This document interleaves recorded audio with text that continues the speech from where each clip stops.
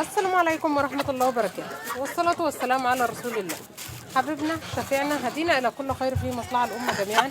ازيكم حبايبي، عاملين ايه؟ يا رب تكونوا بخير. أهلا بكم متابعين قناتي وقناتكم، قناة كل ما يخص ست البيت. فيديو جديد النهاردة من عند الطيور بتاعتنا. في الفيديو ده هنتكلم عن الحمام، هنتكلم عن مشاكل كده بتقابل الحمام ولازم ناخد بالنا منها. المشاكل اللي بتقابل الحمام، ممكن بيض الحمام مش بيفقس، وده طبعا مشكلة كبيرة. يعني الحمام بيض عندك وكل حاجة تمام، وتبص تلاقي البيض بتاعه مش بيفقس. في الفيديو ده هعرفك ايه السبب اللي بيخلي بيض الحمام ما يطلعش، وازاي تحل المشكلة دي بخطوات سهلة وبسيطة جدا. هتعرفي ازاي ان انت تحلي المشكلة دي. طبعا الفأس بتاع بيض الحمام دي من مرحلة مهمة جدا. لما بتكوني بتربي الحمام لازم تاخدي بالك منها، لان طبعا لو الحمام بيبيض والبيض ما بيطلعش، طبعا ده هيكون خسارة عليك جدا. فلازم تاخدي بالك من الموضوع ده قوي عشان مشروع الحمام ينجح معاكي. طبعا كلنا عارفين ان الحمام بيفضل حاضن البيض بتاعه. يعني مدة الحضن بتاع بيض الحمام ممكن من 17 18 19 لغاية 21 يوم. طبعا المدة دي بتختلف من نوع حمام لنوع حمام آخر. عارفين ان الحمام له انواع كتير جدا، في حمام بلدي، في فرنساوي، في قطاوي، في الحمام الكنج. فكل نوع من الحمام مدة الحضانة بتاعة البيض بتاعه بتختلف عن النوع التاني. زي مثلا في نوع من الحمام اسمه فيكتوريا، فيكتوريا التاجي، ده بيفضل حاضن البيض لمدة 13 يوم. طب في الفيديو ده برضه هقولك على طبيعة الحضانة ودور الأنثى، يعني بيحضنوا البيض ازاي. طبعا الحمام مختلف عن بقية أنواع الطيور الأخرى. كل الطيور الأخرى النتايات هي اللي بتنام على البيض. يعني لو وز، نتاية البيض اللي بتنام على الوز. بط، نتاية البط اللي بتنام على البيض. رومي، نتاية الرومي اللي بتنام على البيض. لكن الموضوع بيختلف بالنسبة للحمام. الحمام الذكر والنتاية بيحضنوا البيض. يعني شوية تلاقي الذكر هو اللي نايم على البيض، وشوية تلاقي النتاية هي اللي نايمة على البيض. عشان هما الاتنين بيكونوا عايزين يحافظوا على درجة حرارة ثابتة.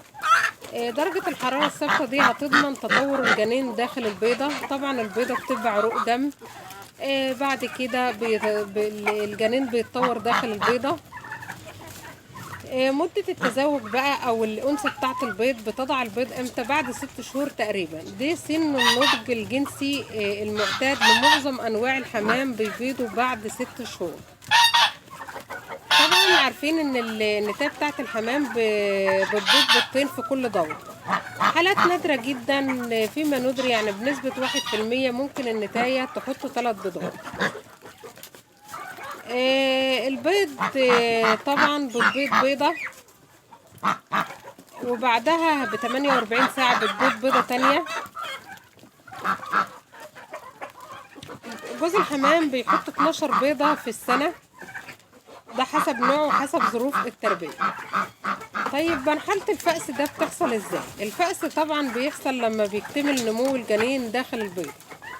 بيبدأ بقى الكتكوت الحمام بينقر القشرة بتاعت البيض كده من الداخل. بنقرها باستخدام المنقار بتاعه. العملية دي ممكن توصل لعدد معين كده من الساعات، او ممكن ليوم كامل. بتلاقي البيضة كده اتشقت، او قشرة من البيضة كده اتشققت. بتساعد الأنثى بقى الصغير بتاعها ان هي بتزيل الجزء، ازالة الاجزاء الحادة اللي بتبقى صعبة عشان تسهل خروجه من البيضة. الحمام تربيته جميلة جدا، لكن لازم ناخد بالنا من الحاجات دي كلها. في الفيديو ده برضه هقولك على اسباب تأخر او فشل الفأس بتاع البيض. في بعض الاحيان ما بينجحش البيض كده في الفأس بسبب شوية حاجات كده هقولك عليها. يعني ممكن البيض ما يطلعش بتاع الحمام، ممكن عدم الحضانة السليمة من الذكر او النتاية، يعني ما بيحضروش البيض كويس. الانثى بتاع اللي بتنام على البيض اصلا هي مريضة، ممكن سوء التغذية، انت ما بتغذيش الحمام بتاعك كويس، او انخفاض جودة الطعام. البيض جه عليه مية او جه عليه رطوبة زايدة. ضعف الجنين، الجنين اللي جوه البيضة ضعيف جدا، مش قادر ان هو يكسر البيض عشان يطلع منها. لو فترة الحضانة عدت 25 يوم والحمام ما فقسش، ده دليل على ان في مشكلة حصلت للبيضة دي. طب بالنسبة لفحص خصوبة البيض، في ناس بتحب تفحص البيض كده. المفروض ان انت بتفحصي بيض الحمام بعد 5 ل 7 ايام من وضع البيض. ان انت بتعرضي البيضة كده لمصدر ضوء قوي في حتة ضلمة، يعني تضلمي الحتة بتاعة الحمام اللي انت مربية فيها الحمام، وتشوفيها كده على الموبايل، على الكشاف بتاع الموبايل.